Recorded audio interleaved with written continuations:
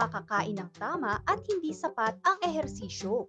2 sa 10 bata na wala pang 5 taong gulang ay kulang sa timbang, habang 1 sa 10 bata naman ang sobra sa timbang at obese.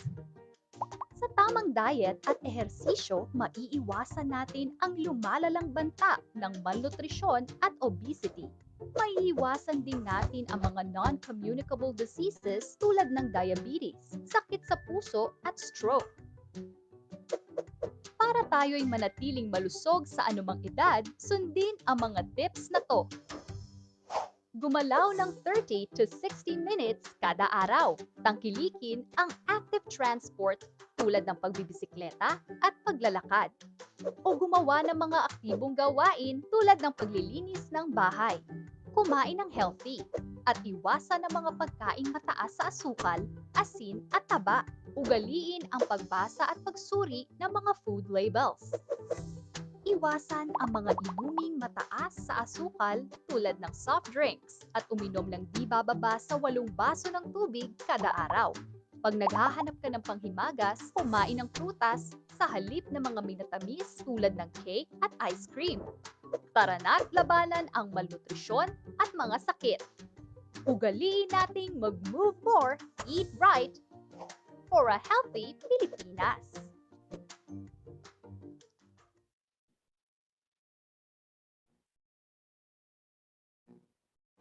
Alam mo ba kung ano ang trans fat? Ang trans fat ay isang uri ng taba na nakukuha sa natural sources tulad ng baka o kambing o nabubuo sa pamamagitan ng paghahalo ng hydrogen sa vegetable oil para maging semi-solid sa room temperature. Ang trans fat ay nabubuo rin mula sa pagpapainit ng mantika sa mataas na temperatura at sa paulit-ulit na paggamit ng mantikang ito.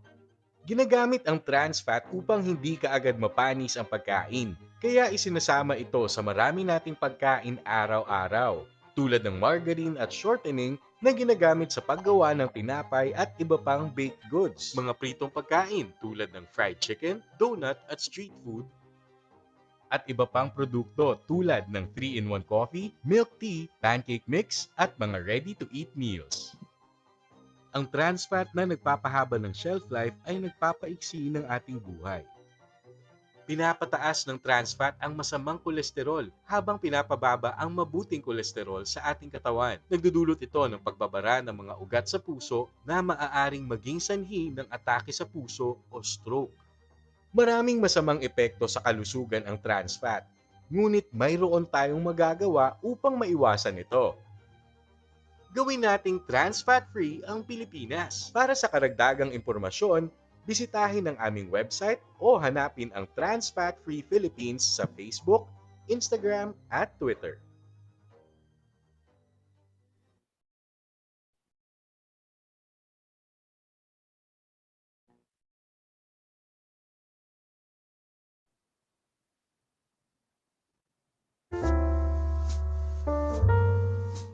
Magandang umaga po. Please settle down na tayong lahat upang makapagsimula na tayo in 2 minutes. Maraming salamat po.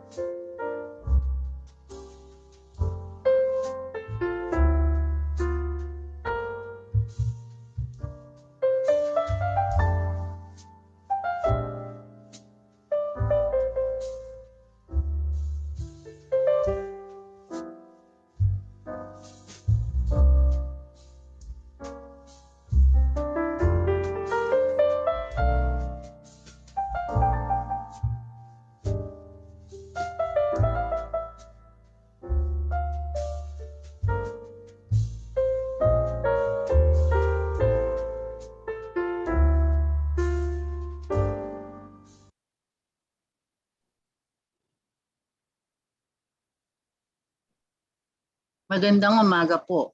So bago po tayo magsimula, let us all put ourselves in the presence of the Lord for an opening prayer.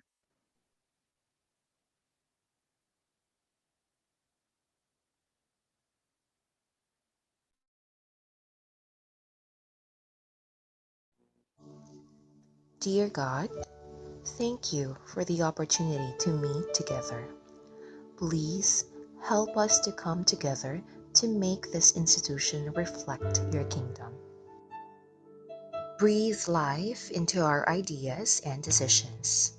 Help us build a team that has love and respect at its heart. Give us the strength to continue working for your kingdom in this time of pandemic. Lord, come give us the inspiration to be the best we can be. May we be a shining example of your goodness and truth within, wherever we are. Inspire our thoughts, discussions, and ideas, and continue to remind us that all that we do here today, all that we accomplish, is for the pursuit of truth for the greater glory of you. We ask these things in your name. Amen.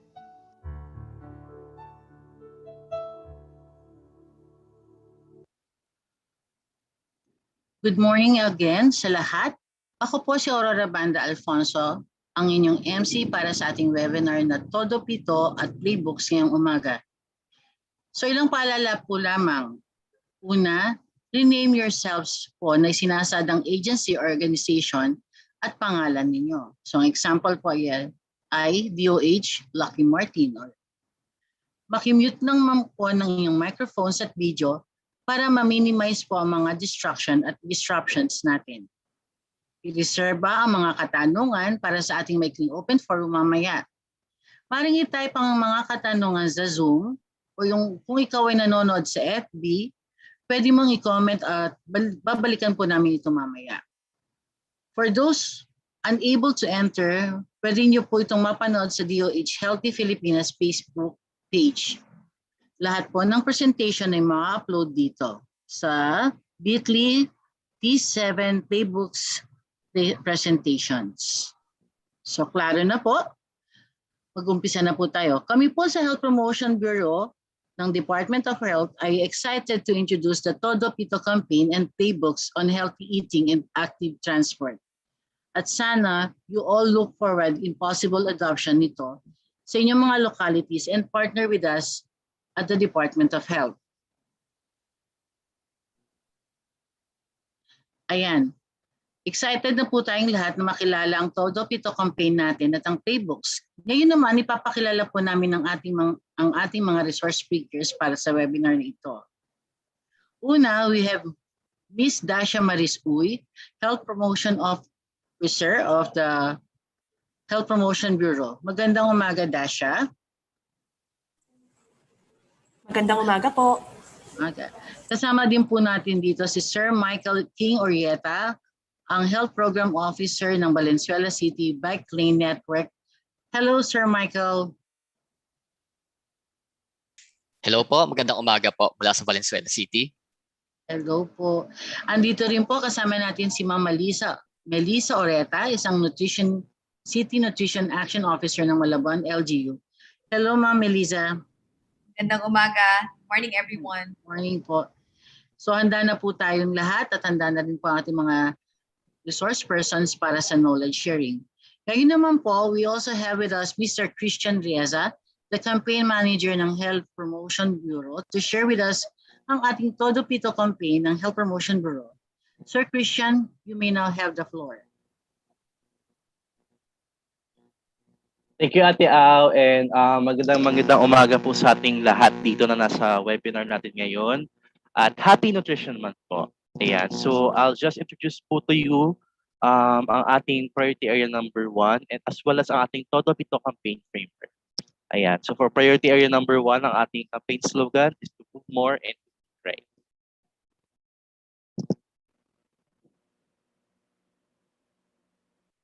Of course, ang ating vision sa Department of Health is to have a healthy Pilipinas where healthy culture, healthy governance, healthy settings, and healthy individuals are possible and present. So we really envision a Philippines na lahat ng Filipinos they adopt healthy behaviors across all sectors and across all levels of society, where it be in schools, whether it be in workplaces, and even in the policies at the government level.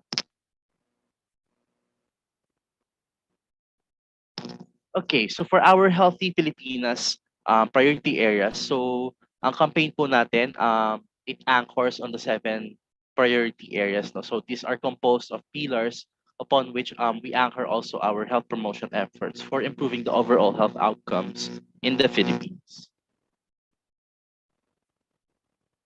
So the 7 priority areas, our primary goal is also to generate demand for healthy schools and of course having healthy communities.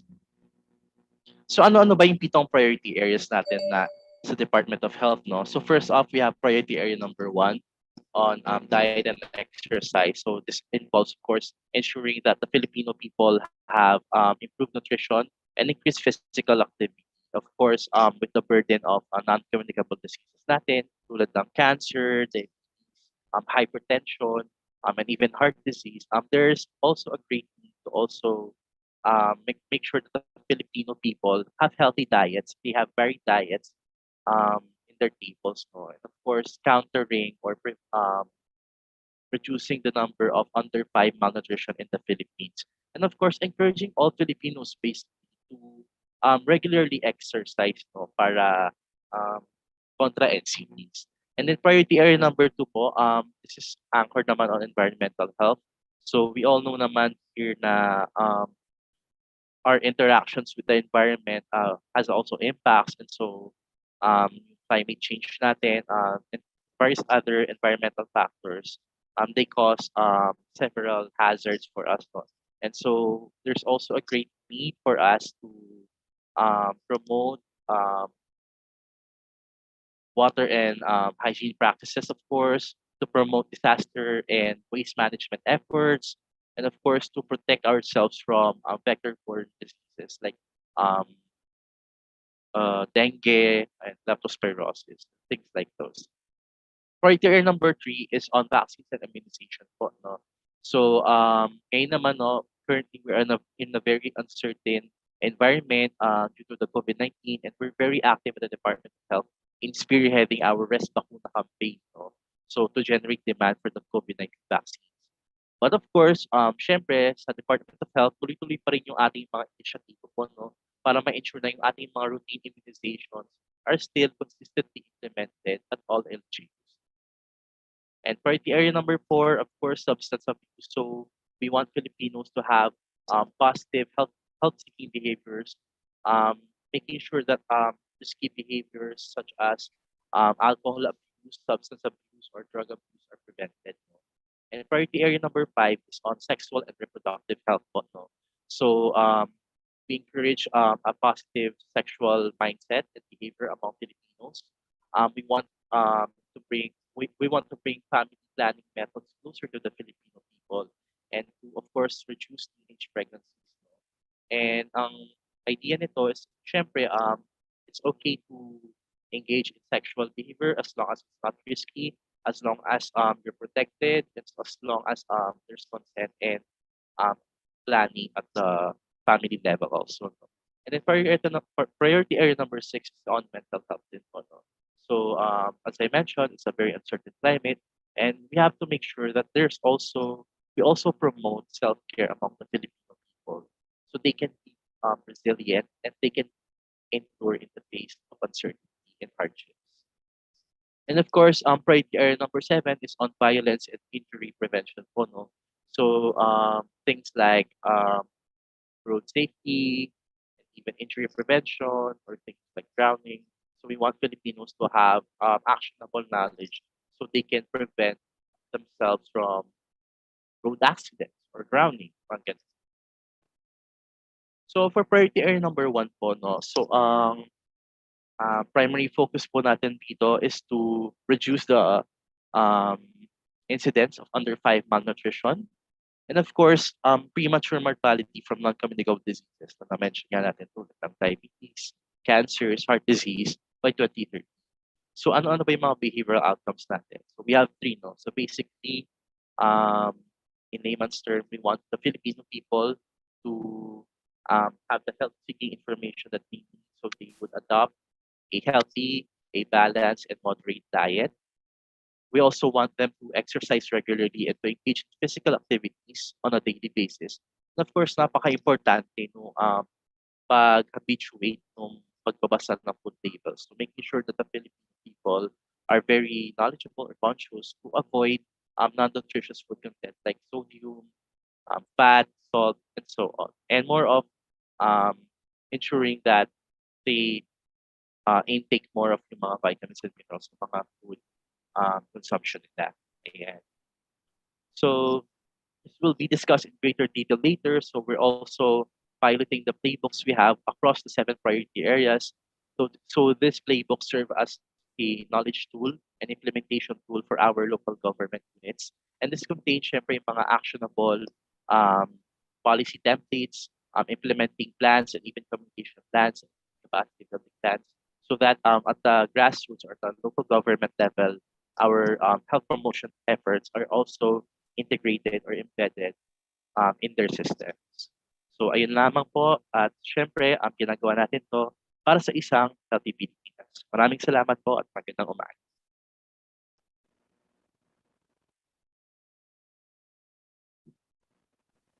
Maraming salamat po Sir Christian para sa pag-share mo kung ano nga ba itong Todo Pito campaign natin sa DOH at ang mga priority areas na nakapaloob dito. Ngayon naman, let us have Ms. Dasha Uy, Health Program Officer ng Program Implementation and Outreach Division ng Health Promotion Bureau para naman ibahagi sa atin ang naging paglalakbay ng ating healthy diet and active transport playbooks at roads ahead. Ms. Dasha, over to you.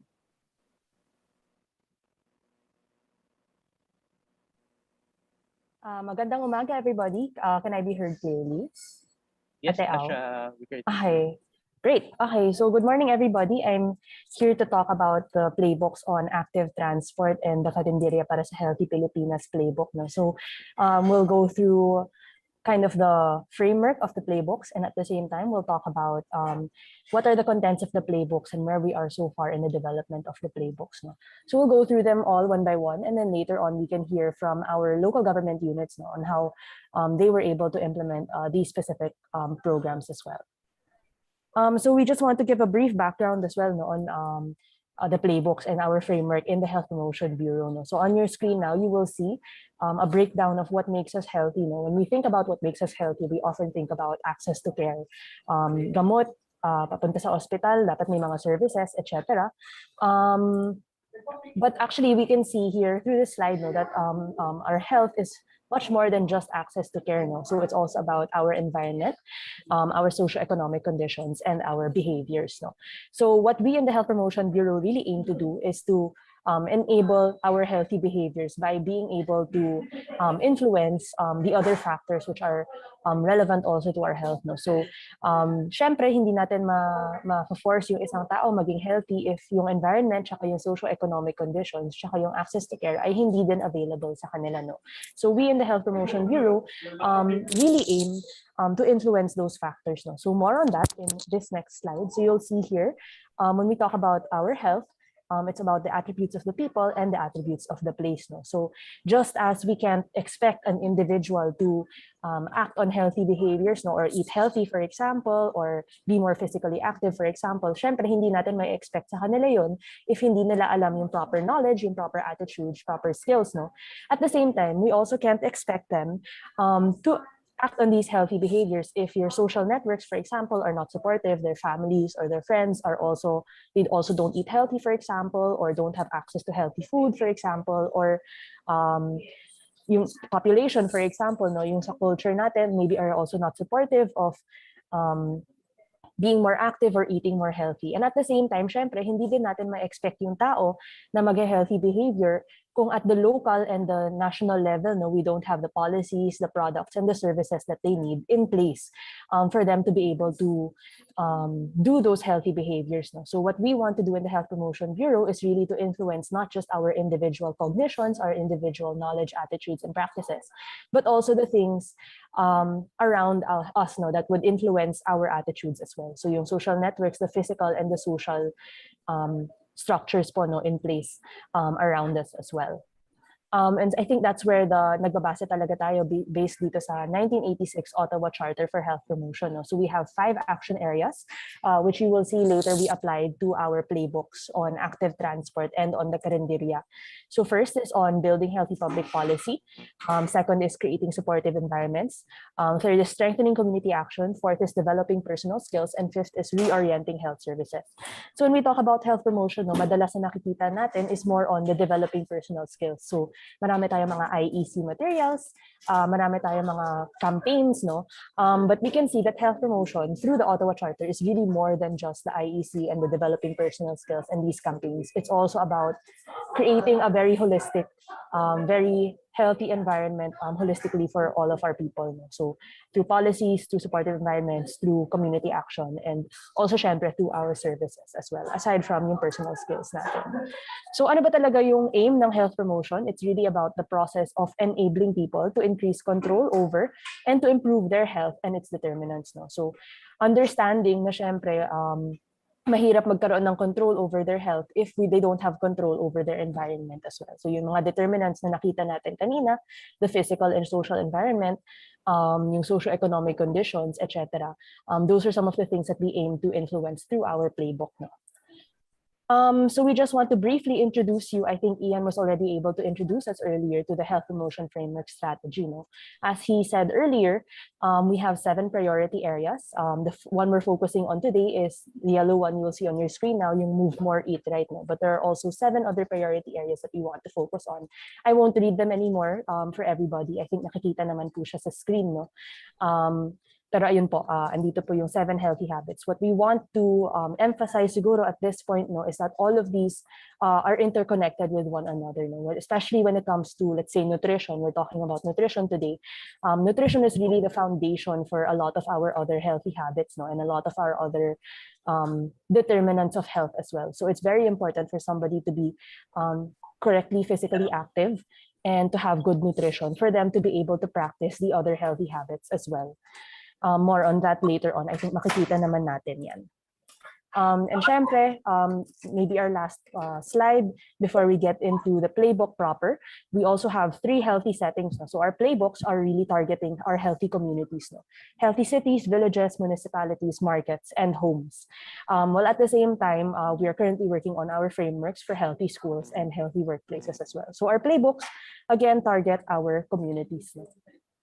So getting into the playbooks, so these playbooks are really meant to help our local government units. No? So we, especially in the Philippines, na devolved yung health dito sa Pilipinas. No? So we really acknowledge that local leadership is very, very important in the promotion of health interventions or other health promotion interventions. No? So we saw during the COVID-19 pandemic na talagang there's a need to architect health supportive environments, not just to boost the implementation of our minimum public health standards, but also to improve the physical, mental, and emotional well-being of all Filipinos. No? So the playbooks are one of the ways by which we are capacitating our local governments and providing them technical assistance. No?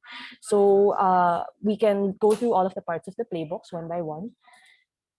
So ito po yung 8 na playbooks na pinuduce namin. So these playbooks are really all-in-one guides for our local government units to implement health promotion interventions. And so we have at least 1 per priority area. So the 2 we're focusing on today are on active transport and the Karinderya para sa Healthy Pilipinas program. You'll see them here, the first 2 playbooks. And you'll see also on the top, later on we can talk more about our partnership development, no, and the creation of the playbook. And then we also have 6 other playbooks, no, for the 6 other what do you call this, priority areas as well. So you'll see here they're all developed with different partners. And when we say all-in-one guide, we really do mean all-in-one guide. No? So for each of the playbooks, ito po yung content or yung laman ng isang playbook. First, we have an evidence brief. So it outlines there very briefly ano ba yung Sorry, naputol. Naputol ba ako? Hindi, Very good, Dash. Go Dash. ahead. Okay, sorry. Okay. The content of the playbook, again, first we have the evidence brief. So it outlines there what the problem is or what the health problem is, and then what the proposed intervention is and why it works. No? So we already have an outline there of our basic statistics, a very quick rundown of what the intervention is. And we created this evidence brief so that our health officers are able to pitch this to yung mga offices nila or maybe the local government as necessary. They can just take from the evidence brief. We also have a template policy. In this case, usually for our local government units, it comes in the form of an ordinance, a template ordinance. So again, the local government unit can come in and use that as reference. They can edit things as needed. But syempre kami as a Health Promotion Bureau, we do have recommended portions. But the ordinance is there from start to finish for them to adopt accordingly. We also have an implementation checklist. So here we break down already to implement this intervention, what would need to be done. And at the same time, all that's really left for the local government to do is to take the tasks and then assign a due date for that task, and then just continue to update based on the status so far. We also have our basic resource requirements. So this is very important. We found that madalas health promotion can be one of those parts of our health interventions which can be neglected. And often parang sinasabi na, health promotion lang naman yan, hindi naman kailangan ng pera. But no, we do see that we need to invest, lalo na that health promotion is about preventing diseases before they even happen. So yung basic resource requirements are really there so that the local government unit can be guided in terms of how much they can spend or they should allocate for the health promotion intervention. So it's already there, and then the local government unit can plan and adapt accordingly. We also have our capacity building requirements. So what does this mean? Often it's not necessarily the health promotion officers who are implementing our playbooks, with the understanding, syempre, that when we talk about health promotion, it's really multi-sectoral. So there are some things that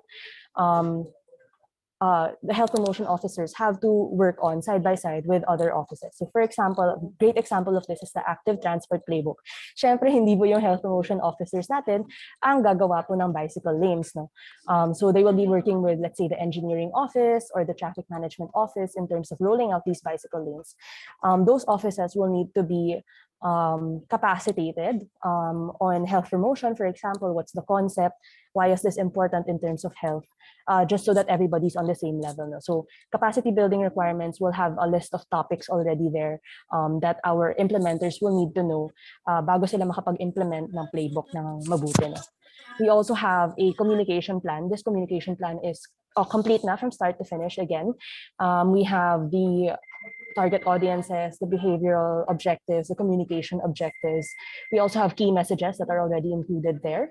Aside from that, we also have materials that actually can be downloaded and used and edited and used by our local government units already. And at the same time, they can actually also adapt the content and make their own promotional materials as well.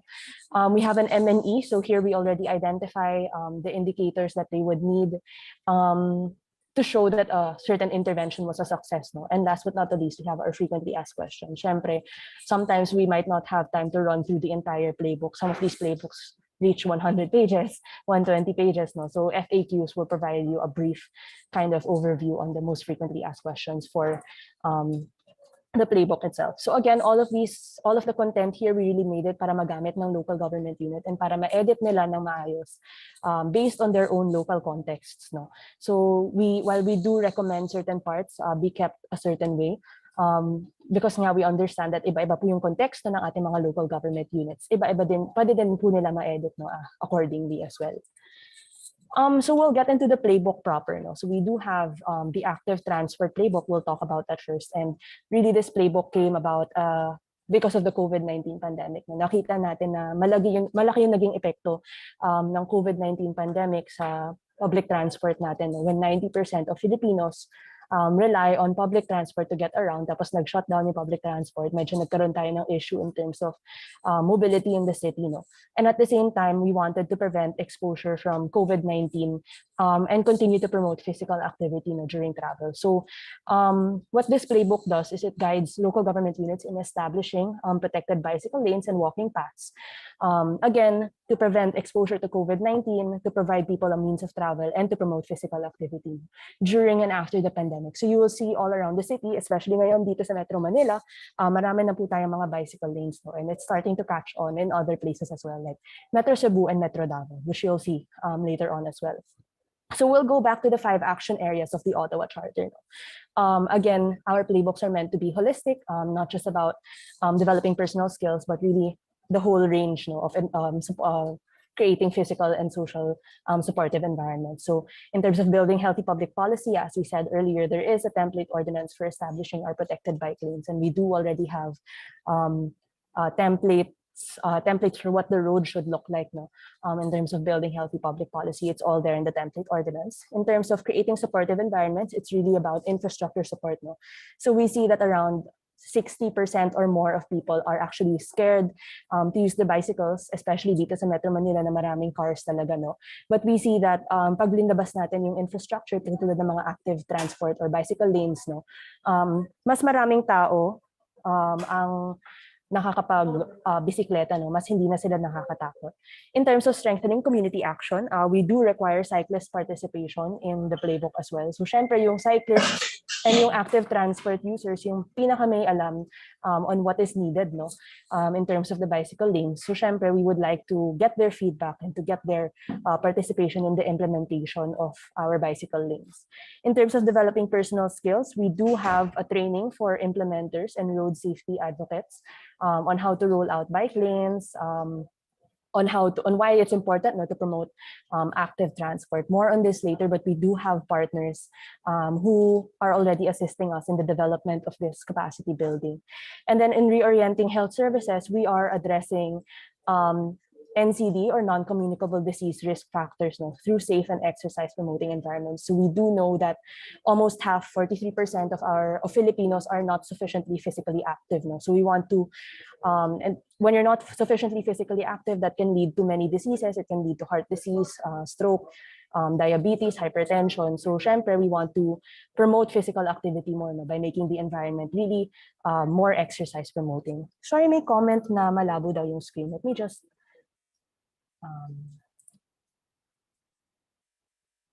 that may be better.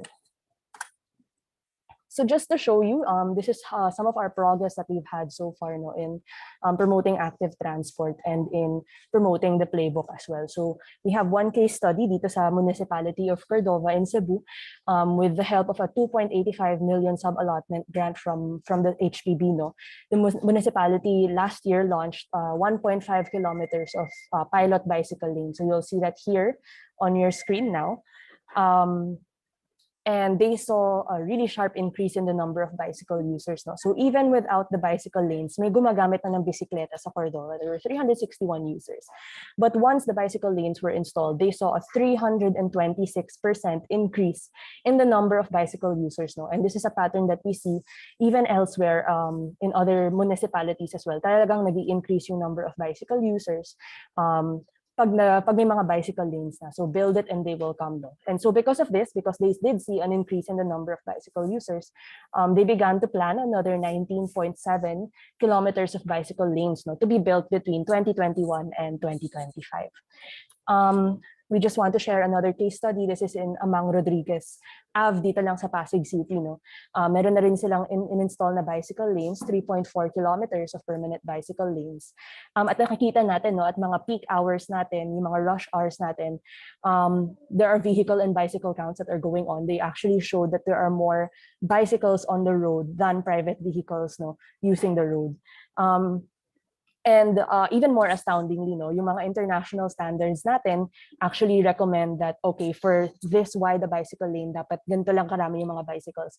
Yung sa Amang Rodriguez, there are actually more bicycles than predicted by our international standards, no. So that means that there's really a demand for active transport, and we do see that happening all around the country as well. And last but not the least, we have the Metro Naga bicycle lane network. So Metro Naga is actually just starting their push for bicycle lanes. And what's really unique about Metro Naga is that there's a lot of civil society participation and academe participation. So we see BISCAS, the Bicol State College of Applied Sciences and Technology, constantly monitoring the use of active transport in Naga City, para makita nila kung ano ba talaga yung demand. And you will see, same as with Amang Rodriguez Ave, mas marami actually yung mga bicycles at peak hours, despite the lack of formal bicycle lanes in the city. So it's really a case for more bicycle lanes. So now they are beginning to really start their journey on active transport and rolling out their own bicycle lanes as well. So that's where we are so far. The playbooks are already available for use by our local government units. So enough of that for the meantime. We want to pivot naman towards the Karinderya para sa Healthy Pilipinas program. And at this point, I just want to acknowledge the presence of Chef Melissa Oreta from the Malabon City Nutrition Action Office. Malabon City was really key in developing the Karinderya para sa Healthy Pilipinas playbook. They really helped a lot, and this idea really came from them.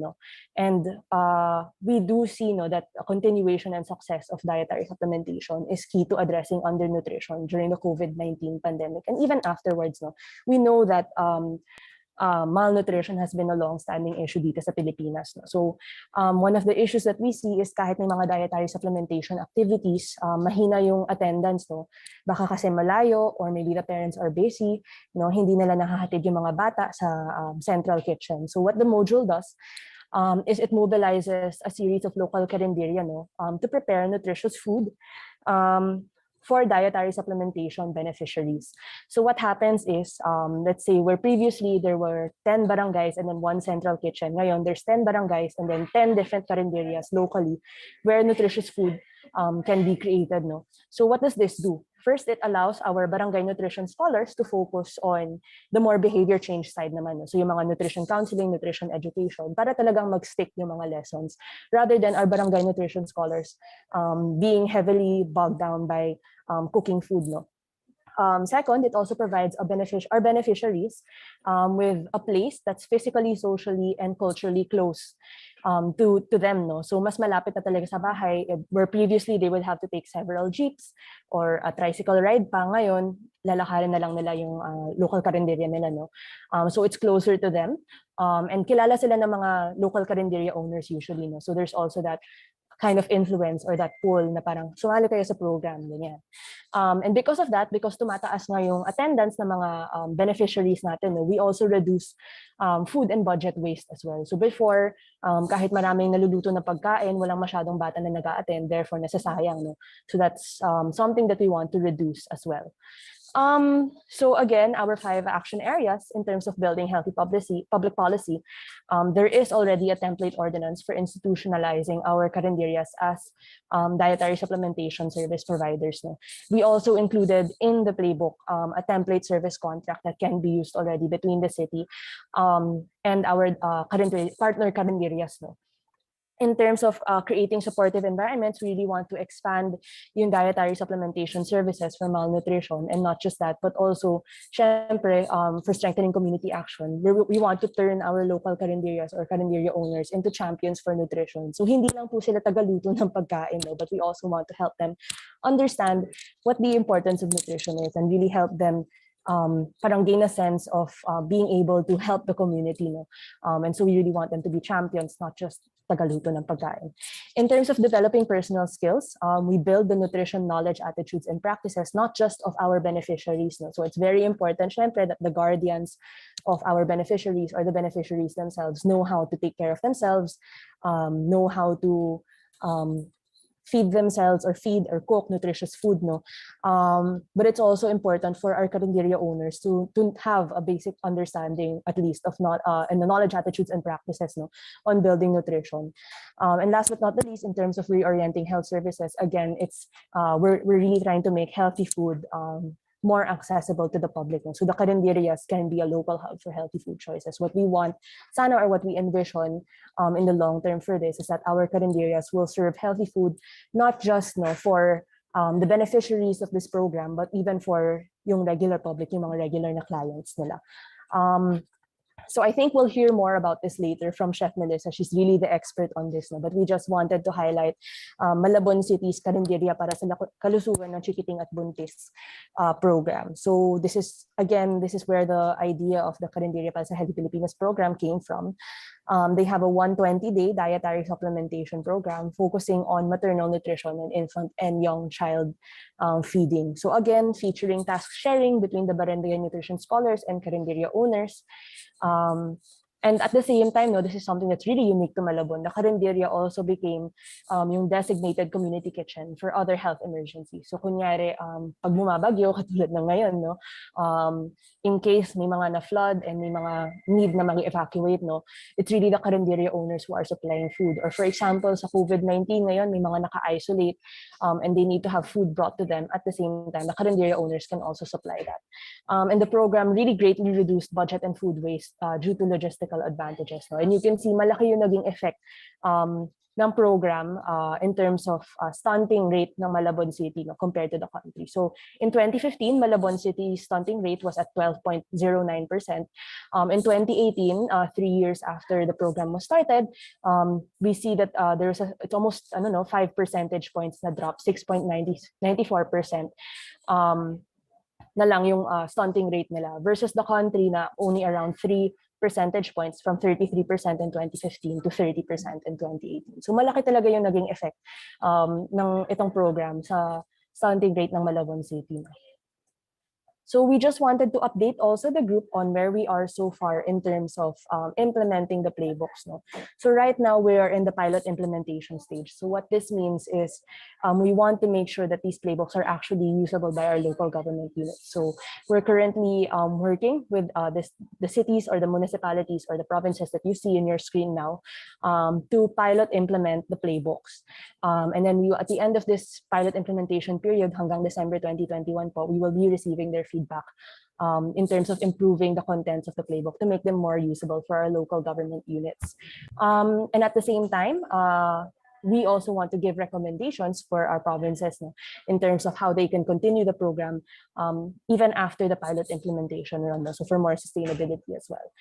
Syempre, there are some challenges. Of course, COVID-19 is not a joke. So syempre, minsan nahihirapan din tayo, but I think it's something that both the province and we at the central office and the CHD are willing to work on as well. And so far naman, it's been a good experience of cooperating with our local government units. We talked a little bit about our capacity building courses earlier. So in terms of the capacity building for active transport, we are actually working with many different offices, notably DOTR, DPWH, the Move As One Coalition, the World Bank, and the Dutch Embassy to create a series of courses, meant to help our local government units not only understand the fundamentals, but really also to roll out their bicycle lanes and to train other local government units eventually to do the same. So we're working on that now. And in terms of the Karinderya para sa Healthy Filipinas program, we are also working with NNC Central Office and NNC Region 5 in developing the capacity building course to build the knowledge, attitudes, and skills of our partner Karinderya owners. No? I think Ma'am Carol Rojas is in the call right now. So shout out to kay Ma'am Carol, who is the PHO of Albay, the province of Albay. We're very appreciative of the support and the work that they've really put in to make the Karinderya para sa Healthy Filipinas program possible. So that's it for now. That's it for me. I think we can hear more and we can learn a lot from our partner LGUs who will be presenting after me. But just so you know, the playbooks are available at bit.ly/HPB_2021 playbooks. You can download them and you can actually already implement them. If you do need assistance, please feel free to reach out to us at piod@doh.gov.ph. Again, that's piod@doh.gov.ph. You are syempre, of course, free to ask questions, free to request for technical assistance if needed. And we'd be very, very happy to hear from you also in terms of feedback on the playbooks. So we're very appreciative of really hearing from our local government units, really hearing from our civil society organizations in terms of implementing these tools that we've provided for our local government units. So yun, maraming salamat po. Thank you for listening. Okay. Thank you very much, Ms. Dasha.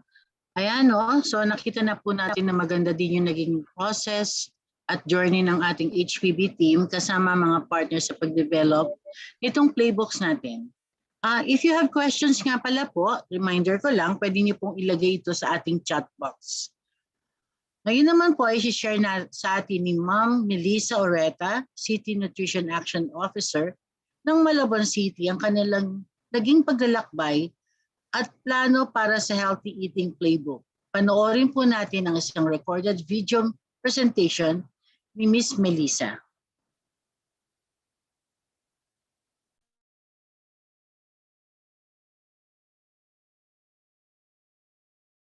Magandang hapon po. Ako po si Chef Melissa Season Oreta. Ako po ang City Nutrition Action Officer ng Malabon City. And I'm here to speak about our journey, how we created milestones here in our nutrition program. I just wanted to start when I first became City Nutrition Action Officer. Ito po ay 2014. Nutrition and me was not love at first sight. Neither was it on the second. No sparks at all in that day in City Hall, July 2014. With then City Nutrition Action Officer, si Ate Sol Martinez, who recently retired, and Dr. Rose Machano, and Dr. Javier, who said, sa local government code sa NCR, ang First Lady daw ang sinaw. Sabi ko, totoo ba yan? Needless to say, I was very reluctant in taking the position. It was so much challenges, ang dami po hindi pwede. Hindi allowed, parang ang dami pang acronym na kailangan i-memorize. Tapos pag sinasabi pa nilang acronym, napakabilis, Ma'am, RUTF, SAM. Hindi ko maintindihan. Bago ma-process ng utak ko, what that acronym stands for, meron na naman silang bagong acronym na binabanggit. Then of course, Ate Sol introduced me to the people of NCR. Nako, mas lalo talagang walang sparks. I remember that Ma'am Ila Federici and I had a rough start. Pero syempre, ngayon love na love ko na siya. At ibang APP yun. Mahabang storya yung aming dalawa. She gave me this thick na napakakapal na libro. At sinabi niya, yan ang everything about NLC at ang lahat ng mga policies na sulat. Read it and I will know how to become a sinaw. Of course, it was not very encouraging. At syempre, pagkatapos naman po tayo binigyan ng napakakapal na libro, ang maganda naman po nangyari, napili ang Malabon bilang isa sa mga unang cities na sineperd ng National Nutrition Council NCR, led by Ma'am Mila, si Ma'am Meret, and si Ma'am Tess. And I don't know if they feel the same, but I think a beautiful relationship came out of this. They were very generous with their technical assistance. We could ask them anything. Kahit 9 o'clock ng gabi, would you believe, sumasagot pa rin sila. And I think what started out as a rough start really turned out to be a beautiful relationship and a fruitful friendship. And that is a blessing also. My background has no ounce of politics. I'm a private citizen since the day I was born. And here I was, fish out of the water, trying to translate all these acronyms that they've been hearing and saying. Then, it was when we were called for an annual meeting at Max Fried Chicken in Mandaluyong. And that's when they presented all the numbers of NCR, and I saw the numbers of Malabon. I was so embarrassed. It was very, very embarrassing. Not because, siguro you're being compared to others, hindi ko para talagang nahihiya ka or naliliit. It was when I decided I should try to get to know at least nutrition and at least see if I can make a difference being at CNOW. At this point, at least alam ko na yung acronym, ano ibig sabihin ng CNOW. Ako pala yun pag tinatawag. That 2014, I met more with the nutrition team, whose office was just a desk at the Paggamutang Bayan. The first order of business,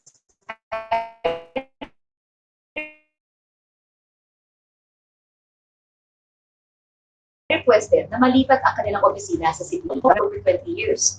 Sanay sila doing their own things in their own way. Iyakan dus kami at gusto ko lang mag-resign at yun pala, opisina pa lang ang pinag-uusapan. But of course, we finally made the transfer. And the nutrition team was happier because there were ample desks, shelves, at aircon pa. And that's when we started to work together and make history. In 2014, Malabon's stunting rate was a little bit over or at least 17% at the time. And kaya pala, kasi ang daming challenges. The nutrition, which was under the City Health Office Department, only had 400,000 to spend annually. It was just enough for salaries. There was not much we could do, but I wanted to learn and understand. That's why I joined in their operation in Bang. I studied, I read, and that's when it hits you. Malnutrition is a crisis in our country. I can't influence the country for sure, but I can surely start with this team that I am working with, called the Nutrition Office, and this dedicated and hardworking people called Barangay Nutrition Scholars or our BNS. We started by asking the mayor for a bit of spending money to purchase Coke Saba. Because at that time, when we did OPT, we would give vitamins and the kid's body would not be able to absorb the vitamins with an empty stomach. That's why we supplemented with Saba. Kahit konti, mas mabuti kaysa wala pa rin. The year after, medyo naging ambisyosa kami. We wanted to have our very first feeding program. Pero again, kulang sa budget. The only thing we had in our office was computer, bond paper, printer, and determination. So we composed a letter at nagbakasakali and wrote the top 100 taxpayers of Malabon if they would be willing to donate in kind. Rice, protein, water, manok, talong, tako, lahat na po. At magugulat ka na merong mga dumarating. And we were able to feed in Barangay Katmuan 100 children for 90 days with 100% all donated goods. The effects of the children were overwhelming. The spark in their eyes, yung energy level nila, pati kulay nila nag-iba. Pero syempre merong mga ibang Biyernes o ibang Friday, magdadasal ka na sana may mag-donate para sa susunod na linggo. And with God's grace, nakakuha kami ng mga donations. The BNS would cook and bring the food to the barangay covered court and assign the mothers to lead the prayer, arrange the chairs, clean up after, and even the proper washing of hands. This made us win an award in 2016, the Best LGU in Resource Generation and Mobilization. At aba, nawili ang asawa ko at sabi baka pwede raw sa susunod na taon mas maraming awards. Then with that statement alone, our office was given a little bit of increase the following year in our budgets. The following year, we knew we'd have to feed more barangay to really make an impact. And we equipped our BNS by enrolling them under the Chef Nanay program in partnership with the Arellano University to teach them the basic cooking skills or equivalent to the National Certificate Level 2. Noong 2016 to 2017, we expanded our feeding program to 6 barangays, and we were able to feed close to 1,000 a year. The city supplied the rice, and we continued to solicit protein and vegetables. At the end of the 90 days, we created a graduation ceremony and created awards for Nanay and Chikiting, sino ang perfect attendance, at sino pinakamalaki ang improvement. Throughout the 90-day feeding, we would also give small prizes to mothers na nakaka-complete every 30 days.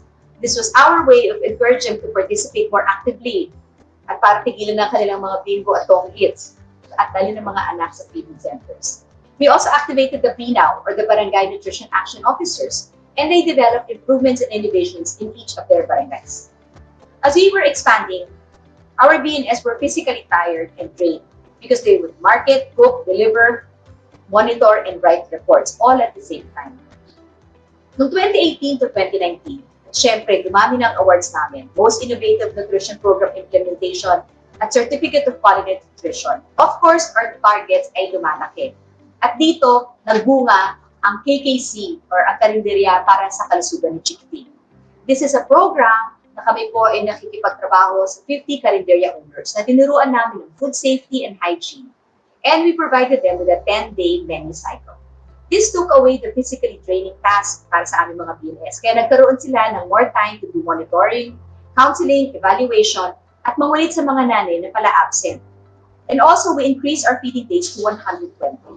In 2018, May 2018, dito rin na-establish ang first 1,000 days ordinance, 6 months ahead of the national law.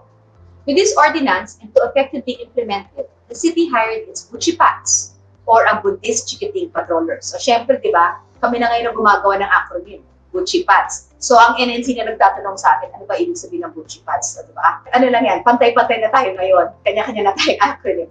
But of course, with our Buchipats, sila yung nangungulit sa mga buntis, sila yung nagtatrack, making sure that they go to their checkups. Because in the ordinance, under the city ordinance, the first 1,000 days, they are required to have at least 8 prenatal checkups.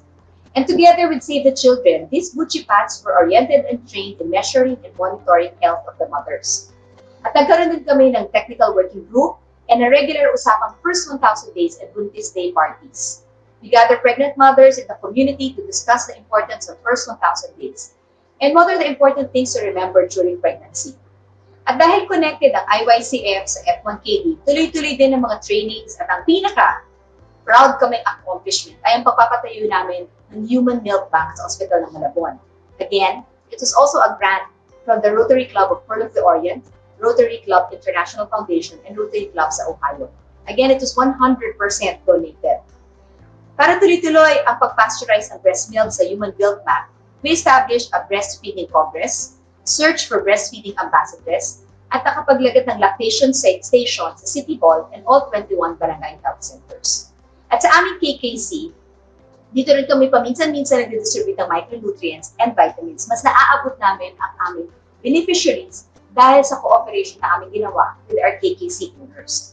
Our KKC owners have been very, very instrumental in terms of community building. Not only sa malnutrition, pero sa sakuna, sila po yung una namin tinatawagan at sila ang aming nagiging community kitchen. Sila po nagluluto sa mga nasunugan o nabaha. So they are a very important part of our community building.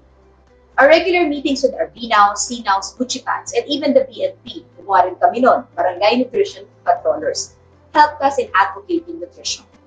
Ang magandang nangyari, dahil sa aming KKC, dumami ang aming stakeholders. Kung baga, sila ang aming naging informal advocacies. Sila po ngayon, pag sila po yung nakikipagpagtuhan, they can speak about nutrition comfortably because they are very aware of what our programs are, because they are at the center of it. Before 2019 ended, the Nutrition Office was very busy in creating the KKC manual and OPT. Ang dami nagtatanong, bakit kami magsusulat ng OPT? Meron namang OPT guidelines galing sa NNC. Ang pinaiba namin sa aming OPT, meron kaming papremyo. Bawat timbang ng bata, meron isang raffle ticket si nanay. Because we noticed, para mas tumaas ang aming percentage or ang coverage ng aming operation team, kailangan meron kaming pang-inganyo sa mga nanay. And this worked very well. At sa katapusan, ng aming operation timbang, kami po ay nag-FB Live and we gave mga bigas, make-up, minsan cellphone kung merong mga nagdo-donate. But the KKC manual, for me, was our greatest accomplishment because we wanted to share this with everyone. We feel that this format can easily be replicated around the country. I think we even shared it and submitted it to the NNC, NCR, and shared it with fellow nutrition action officers. At dahil sa aming KKC, tumaas na rin ang awareness ng mga tao tungkol sa nutrition. And of course, ang mga BNS natin, talagang on time na nagsasubmit kasi wala na sa kanila yung physical task of feeding or supplementary feeding. At nung kami nagkamalaking sunog, ang KKC rin ang aming naging community kitchen. Hindi lang naging beneficiaries ang malnourished children, pero pati na rin ang kabuhayan ng bawat karindanya. It's true when they say that there is progress when it comes to reducing malnourishment. Oftentimes, when we are faced with data, when they present us, hindi tayo makarelate na paano kung pagandahin natin ang nutrisyon, gaganda ang kabuhayan ng isang tao. And I think KKC proved that. It was a direct benefit. And the KKC owners directly feel this because their income increased. We pay them 30 pesos per meal on a 10-day cycles. And they nag the mothers to bring their children because they get paid by the number of attendees. So it solved two birds in one stone. Nakatulong kami para lumago ang kabuhayan ng isang individual at mayroon pa kaming nakatuwang para naman taluguin din ang aming nutrition program. Sa umpisa ng 2020, naging ordinance na ang KKC sa lungsod ng Malabon. At ang KKC manual ay aming sinabit na formally. So ibig sabihin, bawat taon, meron na pong budget ang KKC. Pero bigla pong dumating ang global crisis na ito. Marahil, gusto ninyong itanong, paano na ang aming nutrition program? Tinuloy pa rin namin ang KKC at ngayon, higit 60 days na ang aming nakukumpleto. So nagkakalahati na kami. At ang KKC din, ang mga suppliers sa food para sa mga frontliners, quarantine centers at isolation centers. Kasama namin ang aming mga SK, sila po ang nagbe-breast milk donation drive and nagpo-monitor ng milk code kasama namin. Nag-launch din po kami ng Pan de Sustancia Project, wherein we partner with local bakeries to distribute monay or pandesal with Nutri-Butter and Nutri-Mount. Since meron donation din ng mga keso, sinama na rin namin and distributed sa mga beneficiaries ng KKC. We also launched Pito and Platita to promote urban gardening. At 96 sa aming KKC beneficiaries ay nabigyan ng food for work benefit. At dahil sa IATF guidelines, nagsulat din kami ng bagong manual sa no contact sa weighing using SEPA weighing scales dahil na-deliver na ang aming mga weight scales. Kahit pandemya, we switched to digital means to continue our regular meetings. At sa lahat ng aming milestones in nutrition, it would not have been possible without the support of all the people involved, especially my loving husband, Mayor Delen Areta. From 2014, na 400,000 ang budget namin ngayon ay 10 million pesos. At ang stunting rate mula 17% ay ngayon below 5% na. Dahil sa increase in budget, we were able to supply more vitamins and created more programs. Where do we go from here? Currently, we have 2 barangays that are less than 10 na lang ang cases ng malnutrition. So now we want to focus more on pregnant mothers para naman mapababa namin ang incidence ng mortality rate at mas mapababa pa namin ang stunting. More than anything, we want to continue to advocate nutrition awareness, lalong-lalo sa panahon ngayon. Parati natin sinasabi, how do we survive this pandemic or this global crisis? At ang parating sinasabi is good health and perfect immune system. But how do we achieve perfect immune system? It's nutrition awareness, eating the proper food. Nutrition is not only malnutrition. Our nutrition office does not only help malnourished children, we also help wellness. Our office is always present in crisis meetings because nutrition has been the center of almost all the programs the city promotes. More than the underweight that we made into normal, we feel that our greatest fulfillment comes from everyone's willingness to do something for nutrition.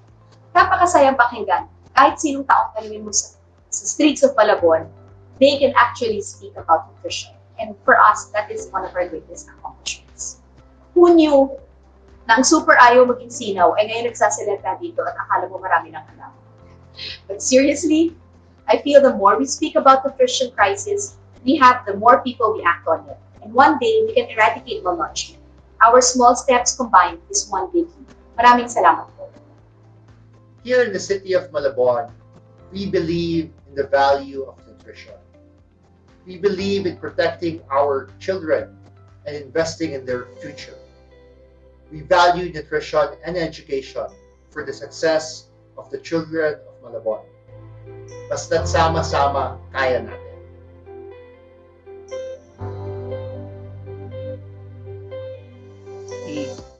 Maraming salamat sa napaka-meaningful na sharing na yan, Ma'am Melissa. Ngayon, masalam na natin ang naging paglalakbay ng Malabon LGU tungo sa isang healthy Pilipinas gamit ang ating healthy eating playbook. Ngayon naman, we have Sir Michael King Urieta ng Valenzuela LGU para mag-share sa atin ang experience nila para sa Active Transport Playbook. Sir Michael, oras yun na po mag-present. Yeah. Magandang umaga po sa inyong lahat. May I share my screen?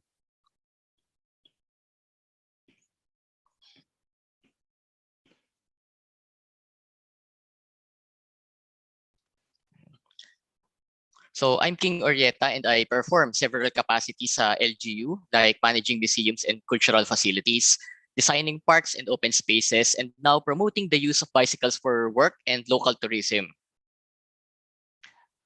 So I only started cycling a year ago, and that was May 2020 when public transportation was compromised by the quarantine. I actually never biked in my whole life, but now I've been using my bike every day to and from work, in performing site visits, and in going out during weekends. So this presentation I'm using, it's actually a modified copy of the presentation we used for the public consultation on the Valenzuela Bicycle Lane Network, and a presentation for the Sangguniang Kabataan Federation of Valenzuela. Later discuss ko kung bakit involved yung SK Fed. I came across the Active Transport Playbook when I was invited to an online cycling promotion webinar by Move As One PH, one of the partners in developing the playbook. And we in the LGU, we used it as reference ever since. Now we're looking into engaging the youth sector to use the playbook as well, since most SK councils cannot use their funds allocated to contact sports. No? So we encourage them to use it in the form of printed materials, online webinars, or targeted campaigns like posters, workshops, and a whole lot more. So yung mga topics na diniscuss po namin sa aming presentation with the SK Federation and the public consultation ay yung mga meron kaming information about developing the cycling program in the city. At isa sa mga resource materials na diniscuss namin sa public consultations ay yung ating playbook on active transport na dinevelop po ng DOH. Tinanong din natin yung ating mga participants kung bakit sila nagbibisikleta, lalo na sa panahon ngayon. So of course, ang mga nabanggit, isa itong safe mode of transportation dahil sa social distancing na kailangan natin ngayon. Outdoor recreation, which of course equates to better mental health. Good exercise doesn't contribute to noise and pollution. So kaya hindi nagbibisikleta ang iba, hindi pa sila marunong. Well, for some, they think it's expensive, vulnerable sa ulan at sa init, at of course, walang secure na parking facilities. So dun sa positive points, 3 out of 4 sa mga isinagot ng mga respondents natin ay health-related.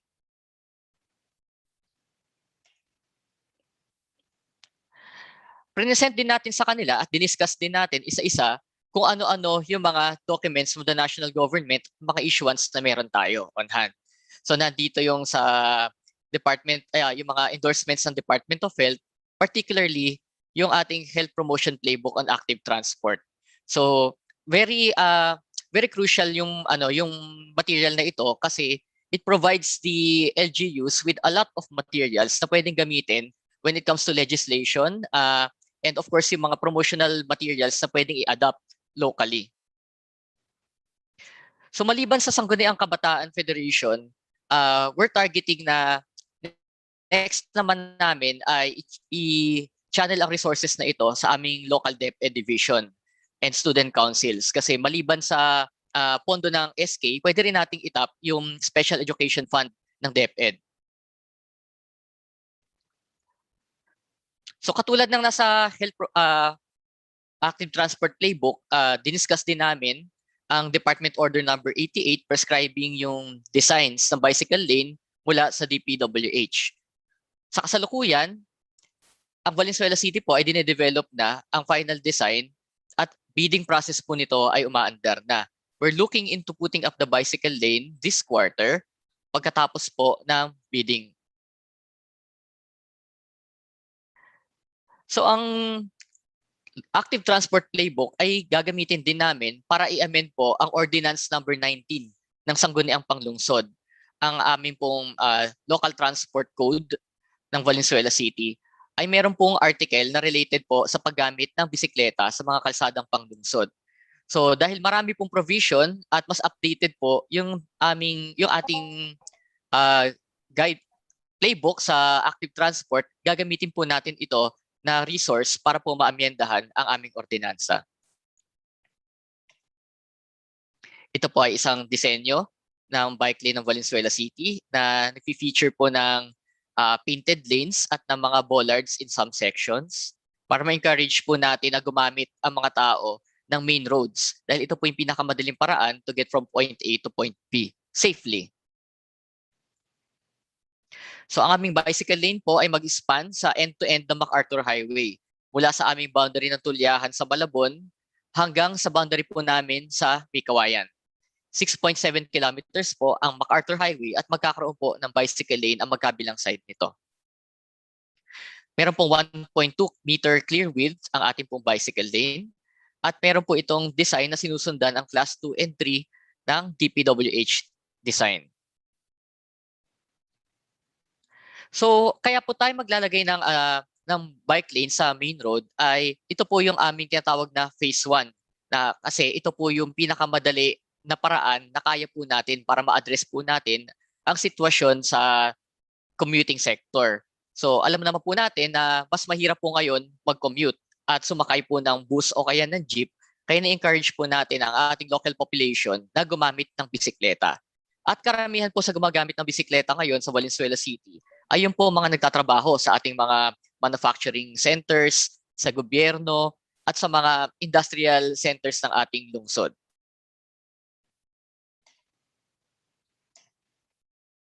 So ito po ang isang sample ng aming bicycle lane map. Nakikita po natin sa gitna, end-to-end nga po, yung green and red line, ito po yung ating bicycle lane sa MacArthur Highway. Yung pink lines naman po, ito po yung mga bicycle lane natin sa mga interior dahil ito po yung mga area na usually ginagamit po ng mga namamasyal, ng mga nagtatrabaho at ng mga residente. Ito po kasi yung safer alternative kaysa sa main road. Yung mga blue lines naman po, ito po ay aming future development. Like yung tinatarget po namin na easement po ng Tulyahan River. na ma-develop maging bike lane papuntang Mindanao Avenue at para po sa makonekta natin dun sa Mega Manila Subway. So ito pong mapa na ito ay mag-connecta sa atin sa mga government facilities, hospital, educational institution, housing, residential areas, at recreational facilities. So kasama po sa 10-point agenda ng aming pag-develop ng bicycle lane network ay ang gamitin ang ating playbook para po sa information campaigns, whether in print, digital, o kaya focus group discussions, and also para ma-amend po natin ang ating ordinansa. So para po sa amin sa LGU, malaking bagay po na meron tayong ganitong resource na sinusundan na possibly ay gagamitin din po ng ibang lungsod. Para po ang ating policy sa pagpo-promote ng pagbibisikleta ay mas uniform po at mas streamlined.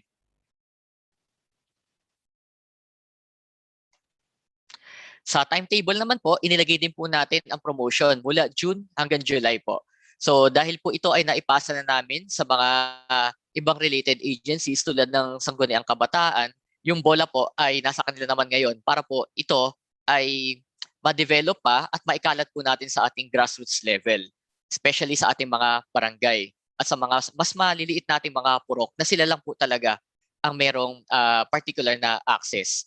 And in doing so, by tapping the Sangguniang Kabataan, na-engage po natin ang youth sector na mag-participate po sa programang ito at dahil naniniwala po tayo na ang pagbibisikleta po at ang active mobility ay mas magandang i-develop habang nasa early stage pa ang ating mga kabataan.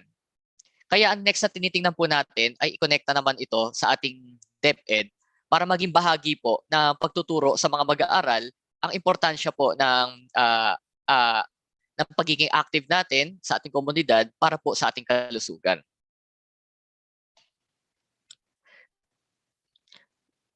So far, hanggang timetable lang po yung papakita ko dahil yung iba naman pong portion ng presentation ay related na po sa ibang activities ng Sangguniang Kabataan. At ito pong programa ng pagpopromote ng cycling sa ating lungsod ay isang integral na bahagi ng ating mga layunin sa ating lungsod. No? We have 5 parks na nabuo natin sa Valenzuela City sa loob lamang ng 8 taon. Mga bagong parke po ito na dinevelop po ng ating city. At we're looking at na makapagbukas pa ng bagong 5 parke bago po matapos ang termino ng aming local chief executive, si Mayor Rex Gatchalian, next year. Ang pagbibisikleta po ang isang magandang paraan para mapuntahan po natin ang lahat ng magagandang bahagi na ito ng ating lungsod. Makapagtrabaho po tayo safely at the same time po, mapanatili natin ng malusog at masigla ang ating katawan kapag tayo po ay nagbibisikleta.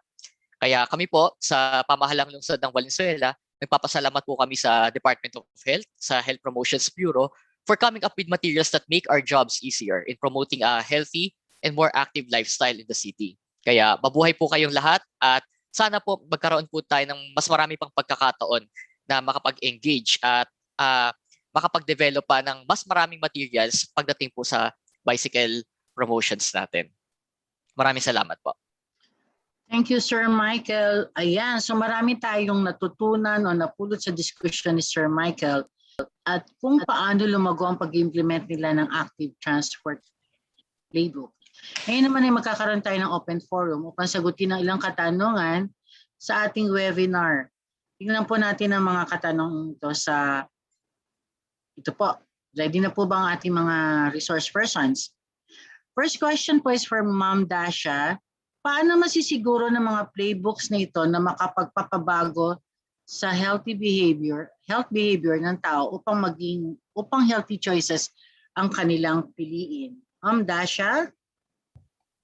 Hi, that's a really good question. No? So in terms of healthy behaviors, no, the theory of change dito sa Health Promotion Bureau, as we said earlier, is really about the environment, so the physical and social environment.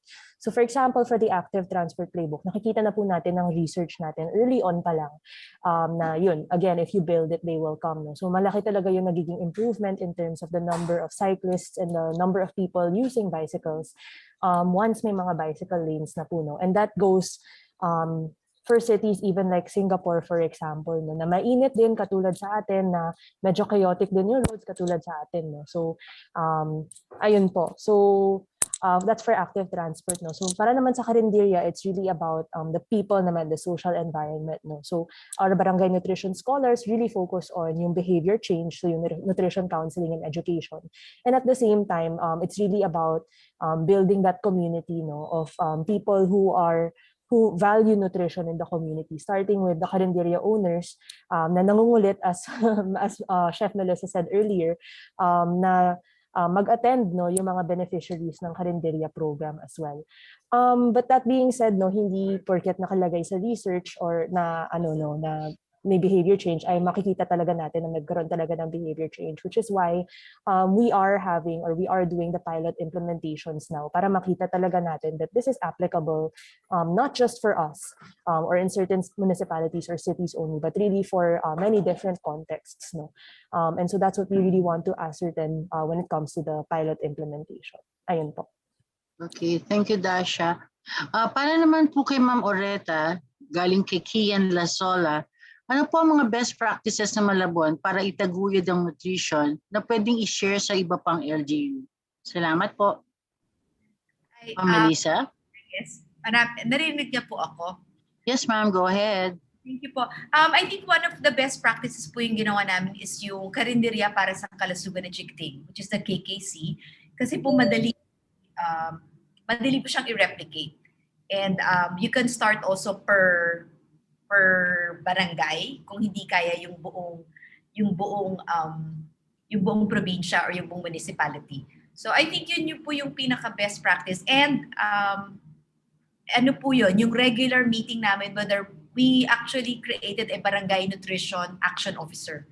So kung merong city nutrition action officer, naggawa po kami, we asked all the barangay captains to name a BNOW per barangay, and then we meet with them kasama po ng City Nutrition Committee. So mas yung coordination po ay mas close at saka very frequent siya. So I think yun yung we can share the manual anyway. It's available for us. If you wish, we can just email you or send it to you for a courier service. Thank you, Ma'am Melissa. Ma'am Dasha, balik ako sa iyo. Ano nga ba yung mga tips nyo para ma-implement ng maayos ang playbooks? Galing yan kay John De La Cruz. Hi. So talagang among our siguro best practices, no, is really I think number one talaga yung unang-unang talaga, and I think we can see this also in Malabon, no, and in Valenzuela, is talagang kailangan ng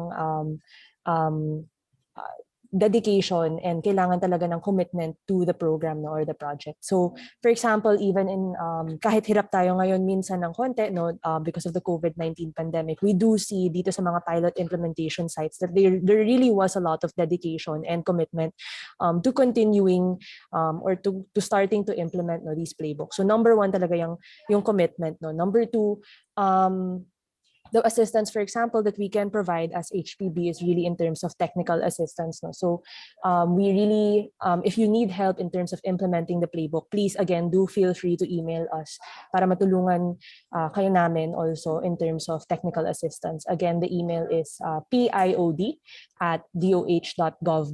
I'll leave that in the chat also para makapag-email kayo sa amin if ever. No? Aside from that, it's really a matter of being flexible and being creative in the ways that we implement the playbook. No? So hindi porket, for example, nakalagay sa playbook, kung hindi na naman talaga bagay sa konteksto nyo, hindi natin ipopush. No? We want to be able to make the playbook so that it's flexible enough for different LGUs to use. But also there are certain parameters by which yun pa rin ang gagamitin. No? So we really want our LGUs to be creative and to be flexible in the way that they use the playbooks as well. Ayun po. Thank you, Dasha. For Sir Michael naman, for Valenzuela LGU, given na mahirap po yung road and infrastructure landscape ng bansa, ano pa yung nakikita niyo yung challenges in the future, and how will you be able to adopt your strategies so we have a conducive bike lane system? Haba na tanong, Sir Michael. Okay lang po. Actually, maliban dun sa main road facility natin, nag-identify din tayo ng mga alternate routes para sa ating bicycle lane. At isa nga sa mga tinitingnan natin ay magkaroon ng tinatawag natin na green lane. Yung green lane namin, ito yung idea na mag-develop ng isang noise-free at carbon emission-free na bicycle and e-bike lane na labas sa MacArthur Highway. So, tinatanong nila lagi kung saan natin ito ilalagay. Ang nakita namin, for example, yung ilalim ng dinedevelop na North Rail. Kasi as we all know, yung North Rail, para siyang LRT nasa ano siya, nasa ibabaw siya, above ground siya. So, yung ilalim nito, it's going to be an idle space at tinitingnan namin yung possibility na utilize yung mga ganitong espasyo. So, maraming pwedeng alternative na makita. No? Kailangan lang medyo masipag tayong magsuyod ng mga sulok-sulok ng lungsod. At naniniwala kami na kapag meron tayong magandang pasilidad, mas maraming tao ang lalabas para gamitin ito. Okay. That question came from Kevin Uy. Sir Michael, may isang question pa from Dr. John Juliard Gon ng WHO. What measures are being done to ensure safety for bikers and other road users on the road? Well, of course, yung enforcement, no, that's one big issue. So in Valenzuela, we have proven that hefty fines prevent most motor users from violating traffic rules. So what we're looking into, kapag na-amenda po natin yung ordinance natin sa paggamit ng bisikleta, yung ating local transport code, ay ma-incorporate natin yung mga fines at violations dun sa tinatawag namin na NCAP, yung No Contact Apprehension Program ng Valenzuela. Medyo noticeable po kasi yung improvement sa trapiko kapag naka-NCAP po yung mga violation. Dito sa Valenzuela, alam na, siguro nababasa natin minsan kapag tinatraverse ng mga sasakyan yung MacArthur Highway, pagdating sa Valenzuela, biglang nag-iingat sila. Because alam nila na no contact po yung apprehension at lagi talaga may nakamonitor sa ating mga kalsada dito sa lungsod. At naniniwala kami na kapag ito po ay inadapt natin para sa ating programang pagbibisikleta, mas safer po para sa cyclist ang ating mga kalsada. Kasi hindi po yung we're trying to prevent accidents, lalo na po dun sa mga sasakyan na maaari ay makalimutan na ang bicycle lane ay para sa bisikleta o kaya masyado pa nagmamabilis at to the point na medyo fatal na kapag tayo po ay nagka-interaction po sa mga siklista. Thank you, Sir Michael. I think the last question will be for Ma'am Melissa. Ano po may papayo niyo sa mga LGUs sa malaki ang incidences ng malnutrition? Paano po nakatulong ang playbook? I think yung malaking tulong po ng playbook kasi I think nung nangyari yung 2014, napakalaki rin po ng stunting rate and even the underweight and even the wasted figures of Malabon. And parang pag nakikita mo yung figures, it's so overwhelming na hindi mo alam saan mag-uumpisa. And I think that's where playbook actually plays a big role. In terms of the programs na binibigay ng playbook, siguro yung pwede natin i-ano doon is more resource generation. Kung titingnan natin yung budget ng isang LGU, siguro lawakan natin yung pagtingin. Hindi lang siya sa health department hindi lang siya sa city health, hindi lang siya sa municipal health. Kasi pwede mo pang itap yung GAD budget. Pwede mo rin itap yung budget sa LSP. Kasi kasakop doon, at saka yung yung CSWD, the Social Welfare Department. Pwede po natin yung tap. Kasi pati Senro, na tap namin in terms yung nagpapatanim kami, yung urban gardening. So, I think for you to start with, kailangan best friend mo yung budget officer mo. Yun lang una. Siguro yung una ko sasabihin. Kasi siya po yung magtuturo sa inyo kung saan nyo pwede itap yung mga programs na nakalakda sa Healthy Playbook. Kasi hindi mo siya lahat makikita sa city health budget. Yun lang yung sasabihin ko. So you have to be creative doon po. So i-best friend mo na lang muna yung budget officer. Kasi ako hindi na ako familiar dyan So I think yun yung pinaka number one advice ko sa'yo para ituro niya sa'yo when you make your proposal para ma-implement mo yung healthy playbooks, you know the source of your funds. So I think yun yung ko lang. So yun lang po. Salamat. Okay. Thank you, Ma'am Elisa. I will also ask that kay Sir Michael. Ano yung naging role ng playbook sa pag-implement mo ng health ng inyong programa sa Valenzuela? Sir Michael? Syempre ma'am, no, kapag like me, no, I'm very new to the... Hello? Yeah. Yes, go ahead. Ayan.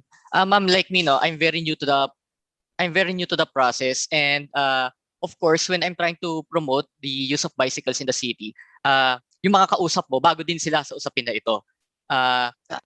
Lalo na pagdating sa government, very conservative ang thought ng mga engineering officers, ng mga finance officers pagdating dito.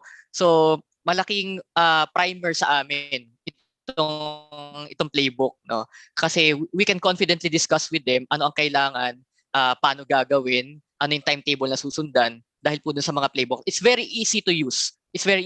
Kaya we encourage everyone to actually read it. Tingnan po ninyo, napakadali po niyang basahin. Yung mga models yung mga design po ng mga posters, ng mga promotional materials, it's easily adaptable po sa ating local context. Kaya let's give it a try, buklatin po natin.